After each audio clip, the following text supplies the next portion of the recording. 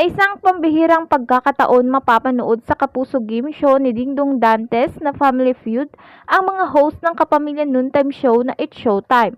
Para sa second anniversary ng Family Feud, isa ang mga host ng It's Showtime sa kanilang special guest. Mahahati naman ang kanilang grupo sa dalawa, ang Team Vice at Team Ann. Makakasama ni Vice sa kanyang team sina Jong Hilario, Chang Ame Perez at Jog Sueta.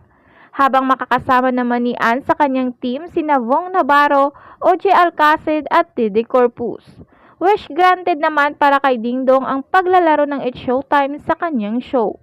Matapos kasing maiulat na mapapanood na sa main channel ng GMA7 ng It's Showtime, inihayag ni Dingdong na gusto niyang maglaro sa Family Feud ang mga host ng programa. Kung matatandaan naman, una nang dumalaw sa It's Showtime si Dingdong noong nakaraang taon kung saan kasama niya ang kanyang misis na si Marian Rivera para ipromote ang blockbuster movie nilang Rewind. Samantala, mabilis na nag-viral sa social media ang ilang behind-the-scene photos ng paglalaro ng It's Showtime host sa Family Feud. Marami na ang na-excite na mapapanood ang kanilang paglalaro, lalo na't asahan na mapupuno ito ng tawanan at bardagulan ng mga host.